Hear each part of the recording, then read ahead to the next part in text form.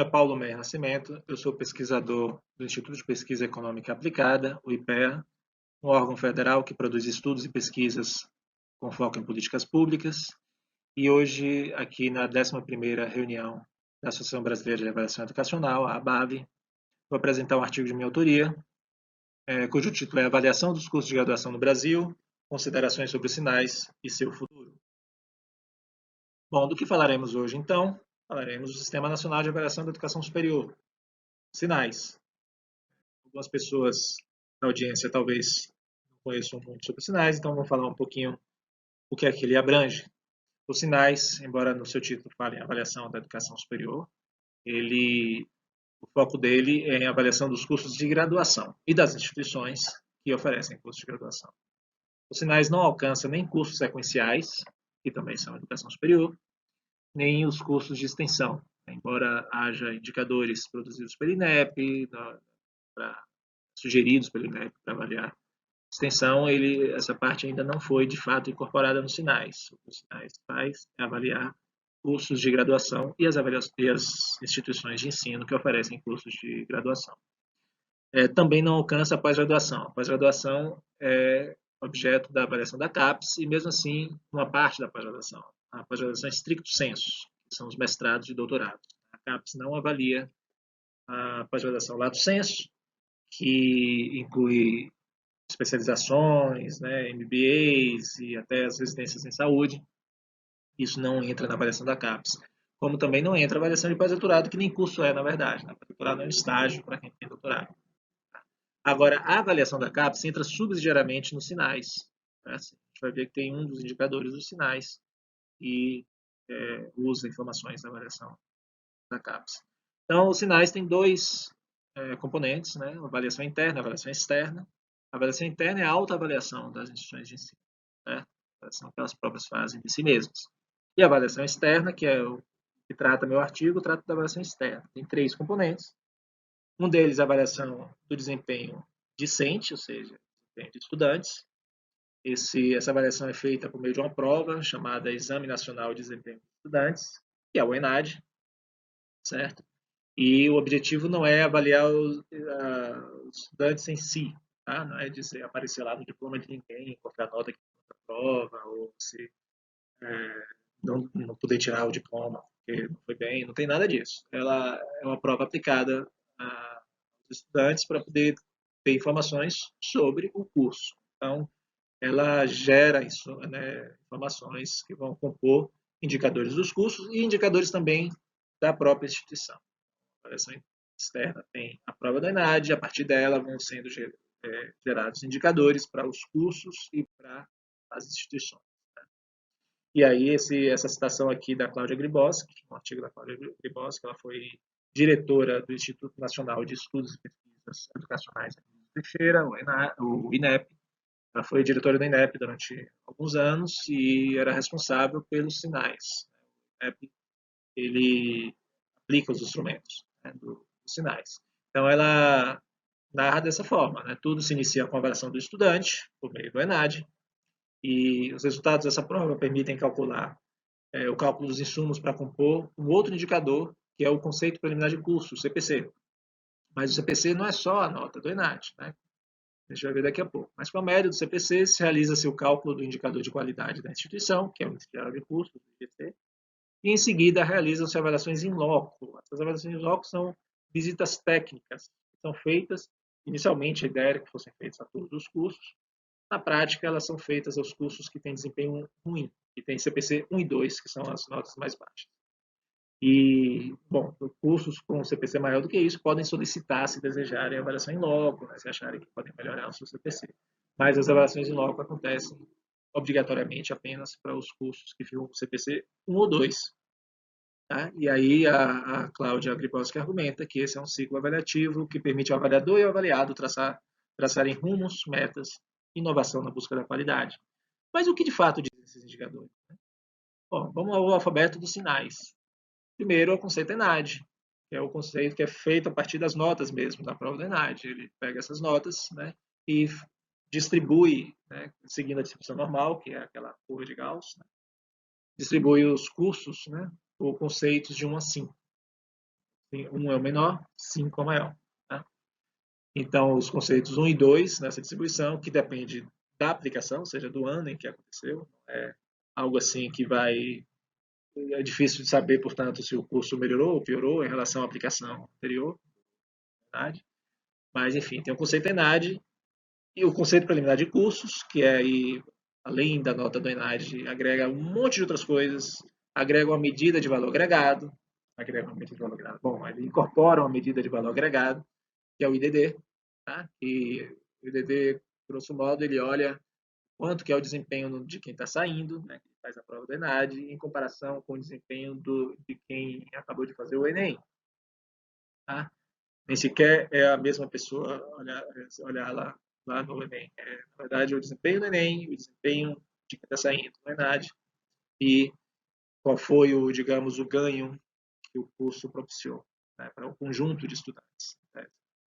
É uma medida de valor agregado que se une ao próprio resultado do ENAD em si, também com informações sobre titulação e regime de trabalho do corpo docente e informação sobre a percepção discente sobre as condições do processo formativo, né? Se a estrutura está adequada, se a qualidade das aulas é boa, um monte de coisa sobre a percepção dos estudantes. Então, você tem, na verdade, um emaranhado de coisas dentro de um único indicador. Né? Você tem informações de resultado, probabilidade, de valor agregado, IDD, de insumos, né, e titulação e regime de trabalho do corpo docente, e de percepção. Tem coisas objetivas e subjetivas dentro do CPC e diferentes tipos de indicadores dentro dele. Então, é um carnaval, tanto assim, o CPC, que me parece ser pouco informativo. Com o CPC, gera-se o IGC. Então, se cada curso tem o seu CPC, a instituição de ensino tem vários cursos, os seus CPCs tomados em conjunto vão dar o IGC, Índice Geral de Cursos. Bom? Então, tem esse conjunto de indicadores e que tem implicação regulatória. Chama isso, na literatura em inglês, chama de High Stake Assessment. Então, assim, as instituições têm repercussão para as instituições, principalmente para as privadas, para as públicas não tanto isso, mas para privadas tem. No limite, os cursos podem ser descredenciados. Ao mesmo tempo, os cursos que vão bem, claro, vira motivo de marketing na instituição. Em que medida esses ciclos avaliativos realmente contribuem para o que a Cláudia Greboski falou de avaliador e avaliado traçarem rumos, metas, inovação e busca de qualidade? É um tanto difícil de realmente aferir isso. Mas, enfim, outra questão que se coloca é: se os indicadores informam bem a sociedade sobre a qualidade dos cursos das instituições de ensino, acho um tanto complicado quanto que é informativo o CPC com tanta coisa dentro dele. Né? Enfim, é mesmo necessária e dispendiosa a aplicação de um instrumento de avaliação em larga escala, no caso aí o ENAD? A meu ver, não. Lá atrás era importante, quando o ENAD foi instituído, e antes do ENAD tinha o Provão, né? O ENAD foi introduzido como, na verdade, uma maneira de descontinuar, tirar o Provão, né? O Exame Nacional de Cursos. Crítica sobre, então era um novo governo, né? A esquerda assumindo. Criou-se os sinais, que a ideia era essa, que a Cláudia Guimarães coloca. Né? Avaliador e avaliado traçarem juntos com meta, inovação em busca da qualidade. Na prática, ficou meio que o instrumento principal é uma prova. E uma prova pequena, uma prova que especialistas criticam muito sobre a capacidade de realmente aferir, né, o desempenho dos egressos e menos ainda até o valor agregado, né, que é o IDD capta. Então, é bastante criticável, na verdade. Tem várias fragilidades nesses indicadores que são montados a partir do ENAD, inclusive essa salada de fruta que está lá dentro. Complexidade para entender e um alto custo, claro, que é uma prova em larga escala, que todos os cursos têm que aplicar, ainda que cada curso, né, vai ser avaliado de 3 em 3 anos, verdade, mas é um custo alto que era necessário, talvez, lá atrás, foi importante, né, uma cultura de avaliação, mas já não se faz mais necessário porque hoje o Brasil dispõe de um conjunto de registros administrativos, informações coletadas por diferentes órgãos, que podem gerar um quadro de indicadores muito melhor, muito mais informativo, inclusive mais completo, mais simples de compreender, mais barato e mais afeito às tendências contemporâneas, né? Tanto para assegurar a qualidade, que é o que a gente chama de quality assurance, quanto para estabelecer critérios regulatórios, que é quando, né, tem os cursos que podem ser descredenciados, né, ou não, que é o high stake assessment, tá? como também para mapear a inclusão e diversidade, que está totalmente fora, essa dimensão dos sinais atual, pode ser incorporada, e prover informações de qualidade do sistema de educação superior para a sociedade. Né? Então, no texto, eu sugiro a descontinuidade do ENAD e a substituição do CPC e do IGC por um conjunto de indicadores que são baseados em registros administrativos. Tá? Então, aí eu coloco, assim, quadro ilustrativo, né? Os indicadores não precisam ser necessariamente esse, agora acho que podiam partir daí, né? Com a dimensão de eficiência, eficácia, efetividade e de equidade, ou no caso, chama de diversidade e inclusão. Então, de eficiência, eu sugiro indicadores de taxa de conclusão e de taxa de conclusão no tempo certo. O INEP já produz alguns indicadores de conclusão, certo? Um pouco diferentes do que eu proponho e, de qualquer maneira, não estão incorporados ainda nos sinais. O que eu proponho aqui é mais específico do que os do INEP, mas podem ser calculados também com censos da educação superior. Então, o de conclusão, por exemplo, teria que estabelecer qual seria o tempo máximo, né, aceitável para a conclusão de um curso, né, e aí isso é função, provavelmente, para o Conselho Nacional de Educação fazer, né, curso de 4 anos, o tempo máximo aceitável seria o quê? 6, 7, não sei, depende de cada curso também. Mas, enfim, ele seria uma razão entre o número de conclusões dentro do tempo máximo e o número de ingressos no tempo inicial lá. Né? Então, os concluintes de P mais lambda, né, esse tempo máximo aí, sobre o número de ingressos em P. E o tempo certo, apenas em vez de lambda, colocaria um outro termo, que eu chamo aí de N, que é o tempo considerado adequado.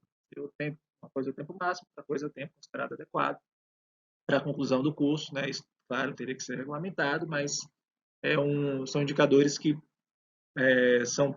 podem ser gerados pelo Centro da Educação Superior apenas, e que dão uma informação sobre eficiência. Mesmo se for os indicadores que o INEP já calcula, e solta esses relatórios, e não dentro do relatório dos sinais, já seria um ganho. Né? Aí tem o de efetividade, que aqui considerei aqui dentro. Né? Uma coisa, tem duas saídas principais assim, para o regresso. Claro que a educação é multi-resultados, mas separei dois aqui. A renda, um indicador de renda ou de empregabilidade, né? Os egressos do curso, espera que eles tenham alguma ganho de renda, né? Ou que tenham maior empregabilidade, alguma coisa, ou que sigam para a pós-graduação. Né? São os dois caminhos mais assim gerais. Né? Claro que vai depender de cada público, mas de um modo geral, você teria esses dois segmentos. E mais ainda também uma questão de efetividade é a capacidade do departamento responsável pelo curso de realmente produzir pesquisa em conta. Isso aí talvez seja algo assim para se pensar se entraria aqui, né? Talvez mais para a pós-graduação, mas estaria aqui. O indicador também de empreendedorismo, né? Do quanto consegue ter aquele curso consegue, né, gerar novos negócios e tal. Isso aí é uma discussão à parte que talvez não precisasse necessariamente estar aqui. Mas se tem o de renda, poderia ser gerado com o percentual de egressos que é contribuinte do imposto de renda. A Receita poderia dar sim essa informação, porque não é informação de sigilo fiscal, é simplesmente do conjunto de CPFs lá, de egressos, qual é o percentual que está entre contribuinte do imposto de renda. E a informação sobre a pós-graduação vem do próprio sistema lá da CAPES. Né? E a medida de valor agregado aqui seria em cima também dessa informação da Receita. Mas seria assim, em comparação com quem não fez curso superior. Né? Uma forma de gerar isso, para ver se o curso colocou mais gente como contribuinte de imposto de renda do que quem não fez curso superior. Né? E os indicadores de diversidade e inclusão, aí tem uma série de indicadores para ser discutidos, estão sendo discutidos hoje em dia indicadores de equilíbrio, de paridade, muitas organizações tudo isso. Aqui no Brasil tem um conjunto de artigos recentes do Michel França com o professor Firpo, do INSPER, especificamente em relação à questão racial, mas tem indicadores semelhantes que podem ser gerados, como também um indicador sobre vulnerabilidade socioeconômica, que pode vir, inclusive, do percentual que é bolsista ou que pega financiamento, esse tipo de coisa. Né? Então, é um conjunto de indicadores que é muito mais informativo. Pode-se gerar também indicadores agregados para fim de regulação, mas que cada um deles tem uma informação importante. Verdade.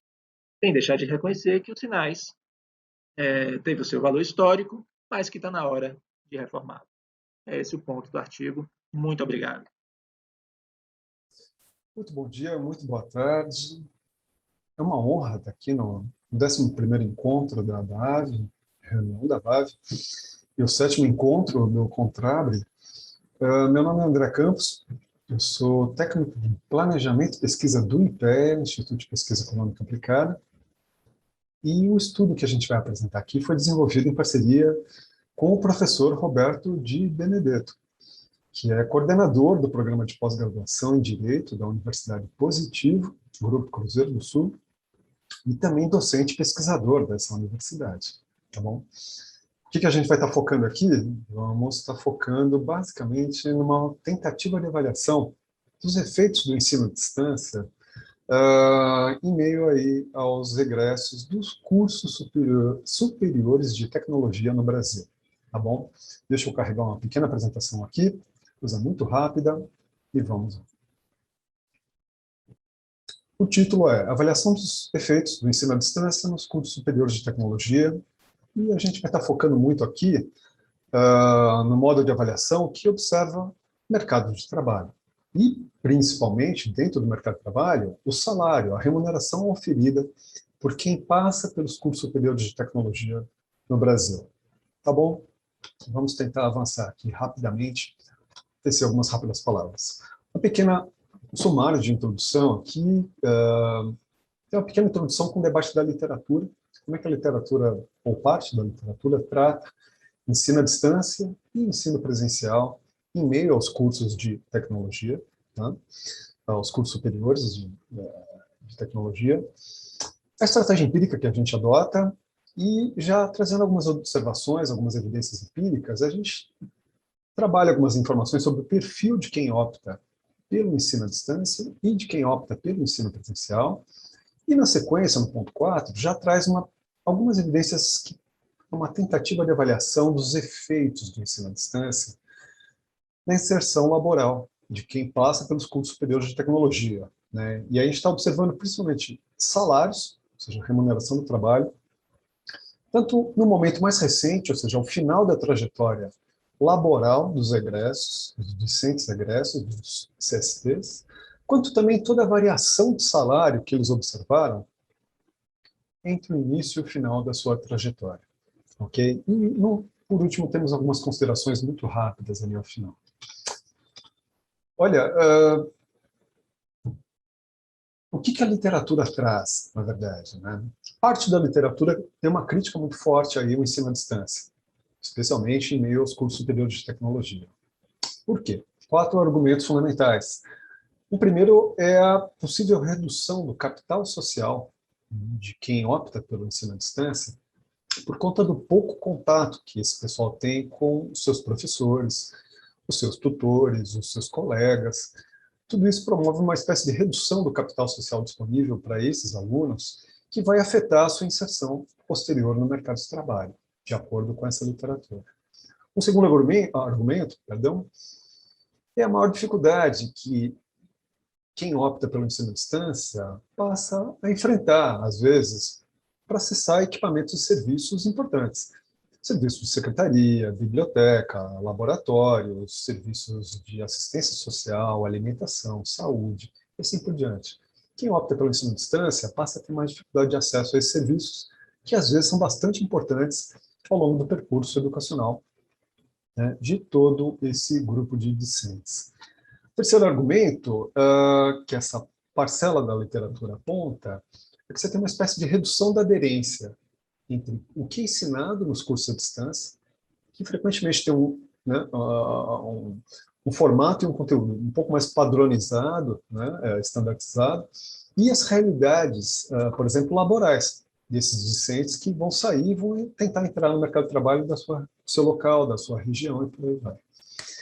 O quarto argumento é a maior dependência ainda das TICs, as tecnologias de informação e comunicação, que por mais que tenham avançado no Brasil, o Brasil é um país continental extremamente iníquo, desigual, e que ainda traz muita dificuldade de acesso a essas tecnologias, que são fundamentais para o ensino à distância, em muitos pontos do território. Então, esses são 4 argumentos que essa parcela da literatura traz para falar, olha, o ensino à distância tem problemas em relação ao ensino presencial. E isso se reflete posteriormente na inserção desses egressos no mercado de trabalho brasileiro. Ok?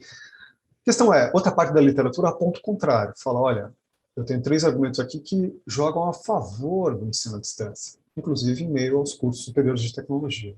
Né? O primeiro é a flexibilidade de tempo e espaço. Né? O ensino à distância permite, né, assim, a desconexão entre tempo e espaço de forma que, de acordo com essa literatura, os discentes têm mais facilidade, praticidade, comodidade para realizar quaisquer atividades educacionais. E isso acaba refletindo no aproveitamento, né, e acaba refletindo posteriormente na performance desses indivíduos no mercado de trabalho, de acordo com essa literatura. Ela também fala que você tem uma maior aderência entre o que é ensinado no ensino à distância, os cursos à distância e as diretrizes curriculares, né, que tem também um teor de padronização, standardização em todo o território nacional. Isso, na verdade, não atrapalha, mas ajuda quem passa pelo ensino à distância de acordo com essa literatura específica aqui. E, por último, uma coisa que a gente pode observar aqui, inclusive com os nossos dados, o perfil de quem opta, do discente que opta pelo ensino à distância, não é o perfil de quem opta pelo ensino presencial. Isso a gente vai ver algumas evidências e parece ser fato. E essa literatura fala, olha, quem opta pelo ensino à distância tem atributos não observáveis que são importantes, né? Principalmente quem conclui o ensino à distância. Né? Maior organização, maior resiliência, determinação. Essa literatura aponta vários atributos que são difíceis de observar e mensurar, mas que, de acordo com ela, afetam o aproveitamento acadêmico e afetam a performance laboral desses alunos posteriormente. Tá? Olha, vamos pular aqui. Vamos já para a nossa estratégia empírica, muito rapidamente aqui, tá, do nosso pequeno tempo. O ideal para conduzir um estudo como esse seria a gente poder contar com, por exemplo, os dados identificados, microdados identificados do Censo da Educação Superior, né, que é produzido pelo INEP com toda a qualidade, toda a excelência. Mas é difícil de contar com esses dados. Então, a gente conseguiu, por meio dessa parceria, né, com a Universidade Positivo, acessar dados acadêmicos de quem se graduou nos cursos superiores de tecnologia entre 2007 e 2017. Tá? E a gente concatenou essas informações com todos os cuidados, né, devidos aí, especificados, por exemplo, pela LGPD, com os dados da Relação Anual de Informações Sociais, que traz um panorama da trajetória de todos esses indivíduos no mercado de trabalho assalariado registrado no Brasil. E também concatenamos com os dados do Censo Demográfico Universo, para tentar ter uma proxy de extrato social, estamento social, classe social, seja qual for o nome desses alunos. Tá? É uma coisa que a gente consegue por meio do Censo Demográfico Universo. Recortes. Tem um recorte acadêmico. São 7 cursos superiores de tecnologia que a gente está analisando aqui, que tem tanto alunos presenciais quanto alunos à distância no mesmo intervalo de tempo. O intervalo de tempo, em termos acadêmicos, é 2010 a 2017, todo mundo que se graduou nos cursos superiores de tecnologia nesse período. E o período de inserção no mercado de trabalho é um pouco mais ampliado, para pegar todo mundo antes das graduações e após as graduações, ou seja, de 2009 a 2018. Inserção laboral é o foco no mercado de trabalho assalariado registrado, que ainda é o carro-chefe do mercado de trabalho no Brasil, com todos os problemas que a gente conhece. Né? Técnicas de análise, a gente faz, por um lado, comparações simples de salário e variação de salário ao longo da trajetória, mas essas comparações simples são complicadas, né? Inclusive por conta dos perfis diferentes de alunos que optam pelo ensino à distância e optam pelo ensino presencial. Então a gente passou também para comparações controladas, usando algumas técnicas bastante conhecidas. Pareamento por score de propensão, combinado com diferenças e indiferenças. Tá? Para tentar dar conta de comparação entre semelhantes com base em atributos observáveis no início do período de análise e também atributos não observáveis invariáveis, né, para usar o jargão da área de diferenças e indiferenças. Né, mas é para permitir comparações mais precisas do que as comparações simples. Olha, perfil de graduados, a gente nem vai entrar muito, mas pode se observar no texto do relatório, da pesquisa e por aí vai, você tem diferenças sociais e diferenças laborais no momento inicial de análise entre quem opta por um curso presencial e um curso à distância. Tá? De fato, há diferenças e tem uma série de tabelas de associação, correlações de contingentes de quadrado de Pearson e por aí vai. A gente consegue observar isso muito claramente. E já vamos aqui para nossas evidências, muito rapidamente. Os salários alcançados por esses indivíduos, por esses discentes, no final do período de análise. Uma comparação simples. A gente observa, e até com T estatisticamente significante, né, 3,62, que há uma diferença em favor de quem opta pelo ensino à distância. Ou seja, ao final das trajetórias laborais, quem optou pelo ensino à distância tem um plus salarial. A gente observa isso nesses dados, mas isso é uma comparação simples entre ambos os grupos. Quando a gente vai para a comparação controlada, né, usando diferentes métodos de pareamento aqui expostos, você vê que, na verdade, essas diferenças evanescem, elas desaparecem. Tá? A estatística T aqui não é significante. O que isso indica? Que ao final do percurso laboral, do percurso no mercado de trabalho, desses discentes que se graduaram em curso superior de tecnologia, não há diferenças entre quem optou pelo ensino à distância e ensino presencial, ao menos diferenças estatisticamente significativas. Avançando aqui já para a variação de salários, início e final do período de análise. Olha, comparação de salários, uma comparação simples, não controlada. Né? Você também observa diferenças aqui entre ambos os grupos, um T também estatisticamente significativo, 3,02.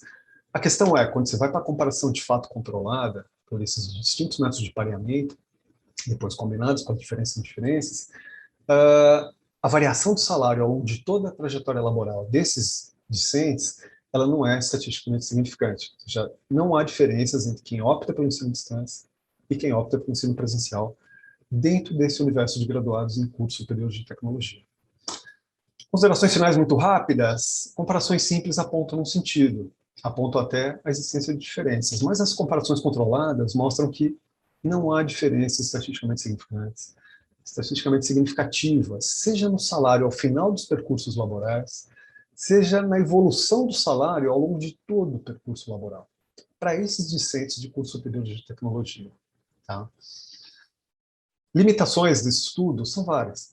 Né? Uma delas é o fato de ser um próprio estudo de caso, né? Com todas as questões relacionadas ao debate sobre validade externa de estudos de caso. O ideal seria contar com dados de um universo muito maior, por exemplo, dados do Censo da Educação Superior que fossem providos pelo INEP de forma identificada.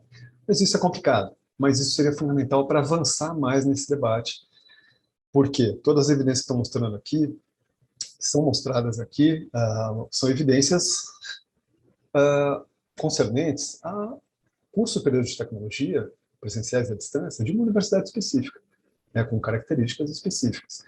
Então, para avançar nesse debate, e é um debate importante para a literatura, a gente já viu isso, a gente precisa realmente ampliar o nosso universo de informações empíricas aí. Isso seria uma das saídas possíveis para esse tipo de debate. De toda forma, eu gostaria de agradecer demais a organização da BAV, do Contrabre, e a oportunidade de estar aqui é fantástica. Realmente agradeço demais aqui. Eu e o professor Roberto de Benedetto. Muito obrigado. Boa tarde a todos, meu nome é Melina Klitsky, eu faço doutorado em Educação na UFRJ e eu vou apresentar um dos resultados que eu tenho desenvolvido na minha tese, que é quando os estudantes evadem do curso superior, fatores associados à evasão de curso na Universidade Federal do Rio de Janeiro. Os objetivos dessa análise são identificar quando os estudantes possuem maior risco de evadir do curso de origem e analisar quais fatores possíveis de serem observados estão associados à evasão de curso na Universidade Federal do Rio de Janeiro. Então, o conceito de evasão que foi utilizado aqui foi o da evasão de curso, que é aquele em que o aluno deixa o curso de origem por qualquer razão. Para a literatura, né? Eu destaco 3 principais linhas analíticas que têm auxiliado aí no entendimento dos fatores que estariam associados à questão da evasão e conclusão, né? A primeira linha de estudos é mais uma perspectiva das desigualdades e estratificação educacional, que no caso destacam que a origem dos estudantes estaria associada aos resultados futuros, né, após a entrada no ensino superior, que é justamente as variáveis de gênero, cor, raça, classe ou posição socioeconômica da família. Outros estudos destacam que fatores educacionais antes de entrar no ensino superior e também o processo de escolha de curso estariam associados a questões de evasão ou conclusão. E, por fim, alguns estudos vão destacar aí para as experiências dos estudantes dentro das configurações das instituições de educação superior. Nessa linha de estudos, eles destacam muito que a integração acadêmica e a integração social dos estudantes estariam associados aí à questão de evasão, permanência ou conclusão do ensino superior. Então, as perguntas de pesquisa aqui são quando os estudantes apresentam maior risco de evadir do curso e a origem dos estudantes, a integração acadêmica, variáveis educacionais e de escolha de curso estão associadas à evasão de curso na UFRJ e como os efeitos desses preditores variam ao longo das trajetórias dos estudantes. Portanto, os microdados que estamos utilizando aqui são os da própria instituição, da UFRJ, que são oriundos, a maioria das informações são oriundas do questionário socioeconômico aplicado na pré-matrícula dos estudantes. Esses dados foram disponibilizados aí pela Divisão de Registro de Estudantes da UFRJ e eu faço o acompanhamento aí da coorte de estudantes que ingressou no primeiro semestre de 2014 até o segundo semestre de 2016, ou seja, faço o acompanhamento dos 3 primeiros anos dos mesmos estudantes. Então, é um desenho longitudinal de pesquisa, né? A população aqui que eu estou analisando é 4.486 estudantes, a minha variável dependente é a evasão do curso, e as variáveis independentes que eu estou utilizando, e aqui já destacando para a questão da modelagem, né, estatística, seriam a posição socioeconômica da família, mensurada pela maior escolaridade dos pais, ou do pai ou da mãe, a cor, a raça, o sexo, essas 3 variáveis entram aí nos componentes de variáveis de origem dos estudantes. Para pensar né, o grupo de variáveis educacional e de escolha de curso, no processo de escolha de curso, eu estou utilizando a nota no Enem, se foi a primeira opção de curso ou não dos estudantes, se a nota de corte determinou a escolha do curso desses indivíduos. E como proxy de integração acadêmica dos estudantes, eu estou utilizando o coeficiente de rendimento acumulado por semestre, portanto, essa é uma variável que varia com o tempo, tá? Para controle de heterogeneidade, eu estou colocando na minha modelagem uma variável de curso. Bom, para responder todas essas questões, né, eu estou utilizando uma análise de sobrevivência em tempo discreto. Esse tipo de análise, ele é muito utilizado para descrever se o evento ocorre e quando ele ocorre. E, além disso, ele tem se mostrado muito interessante, principalmente para se pensar a questão da evasão, porque ele consegue simultaneamente mostrar os 2 lados do fenômeno, né? No nosso caso aqui seria a evasão e a permanência. Então, as funções de risco e sobrevivência mostrariam simultaneamente a evasão do curso, que seria aqui o risco, né? E a permanência no curso, que seria aqui a sobrevivência. Então, o risco de tempo discreto, ele é a probabilidade de que o indivíduo experimente o evento no período J, dado que não experimentou em nenhum período anterior. Então, o nosso risco vai dizer da ocorrência do evento, ou seja, da evasão do curso, né?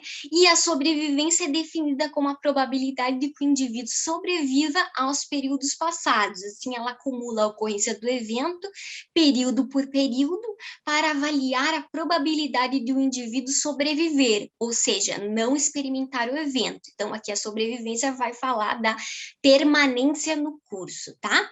Nas análises multivariadas, eu estou utilizando aí regressões logísticas para regredir o indicador do evento, ou seja, né, a questão da evasão, nos indicadores de tempo e os preditores selecionados no conjunto de dados no formato período pessoa, ou seja, no formato longo dos dados. E aqui abaixo eu trago a notação estatística do modelo que eu estou utilizando.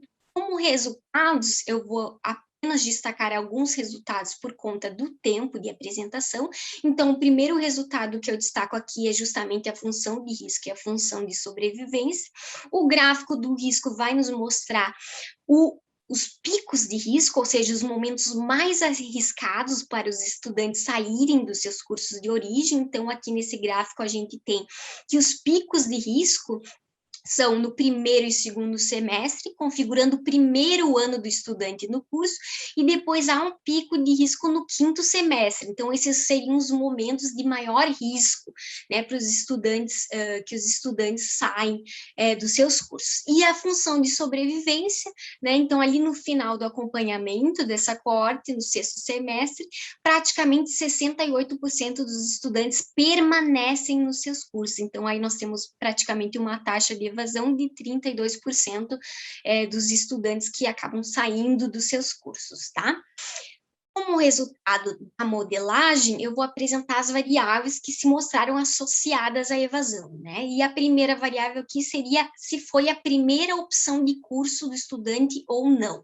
O gráfico do risco vai mostrar que os estudantes que disseram que não foi a primeira opção de curso tem maior risco de evadir do que os estudantes que disseram sim, foi a primeira opção de curso. E esse risco, ele vai aparecer maior, né, para esses estudantes que falaram que não foi a primeira opção, principalmente no início do curso, ali no final do primeiro ano, né, no segundo semestre a gente vê um pico de risco maior para aqueles que disseram não foi a primeira opção de curso.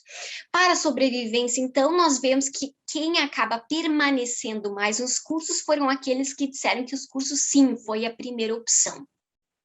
O próximo resultado é sobre a variável se a nota de corte determinou a escolha de curso. Então, no gráfico do risco, os estudantes que disseram que sim, a nota de corte no processo seletivo determinou a escolha do curso, tem um risco maior de evadir do curso do que aqueles que disseram não, essa nota não determinou a escolha do curso, né? E esse risco também há uma diferença maior nesse final do primeiro ano. Então, a gente vê aqui esse destaque para o primeiro ano dos estudantes nessa associação, né, nessa variável.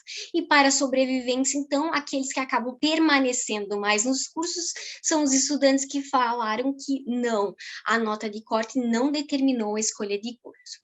A variável de desempenho do Enem, que também se mostrou associada à questão da evasão, nós dividimos ela em quintos de desempenho, né, e acaba aqui que eu gostaria de destacar nesse primeiro ano dos estudantes, aqueles que têm o desempenho baixo, né, tem menor risco de evasão do que os outros estudantes que têm os desempenhos mais altos, né? E para a sobrevivência, nós vemos que acaba que quem sobrevive mais nos cursos são aqueles que têm o desempenho mais baixo. E para a variável do coeficiente de rendimento acumulado por semestre, no gráfico do risco, é nítido notar a diferença daqueles que tiveram um desempenho baixo, né? Então, aqueles que tiveram aqui o desempenho baixo têm maior risco de evasão do que os outros que tiveram os demais desempenhos, né? Desempenhos médios e desempenhos altos aí durante o curso. E esse pico de risco, ele vai estar mais acentuado no quinto semestre dos estudantes. Para a sobrevivência, então, aqueles que têm desempenhos mais altos permanecem mais nos cursos. Para finalizar, os momentos de maior risco de evasão do curso para a coorte analisada foram o primeiro, o segundo e o quinto semestre. Esses picos de risco de desistência dos cursos, principalmente aqui nos primeiros semestres, né, apontam para uma espécie de período de degustação do curso e ambiente universitário por parte dos alunos, né? E os fatores, portanto, que se mostraram associados à questão da evasão de curso na UFRJ foram aqueles relativos, então, as escolhas do curso e também o desempenho no Enem e o coeficiente de rendimento acumulado, que aqui serviu como uma proxy de integração acadêmica, né? Extrapolando esses resultados, nós temos refletido aí que a evasão precoce, que é essa evasão no primeiro ano do curso, né, pode estar sendo estruturada por uma mudança na dinâmica de escolha do curso, desencadeada pelo atual processo seletivo adotado pela UFRJ. Então, a UFRJ utiliza o Enem Sisu, apenas o Enem Sisu nos seus processos seletivos desde 2012, né? Então, aí tem essa corte de entrada de 2014, então, possivelmente, né, essa pode ser uma extrapolação dos nossos resultados, pensando que o Enem e o Sisu, principalmente, né, modifica a dinâmica de escolha de curso, principalmente comparado com o antigo vestibular. Então, o estudante sabe da sua nota, tem algumas opções de curso para fazer, e depois ele vai no Sisu escolher de acordo com a sua nota e as opções de curso, né? E o que não ocorria no vestibular. Primeiro o aluno fazia a escolha e depois ele fazia a prova e sabia se passaria ou não. Então, pode ser um possível efeito do Enem Sisu, portanto, é preciso fazer outras análises mais adequadas e de cunho causal para se entender se é realmente um efeito do Enem Sisu ou que serão feitas no futuro. Muito obrigada a todos.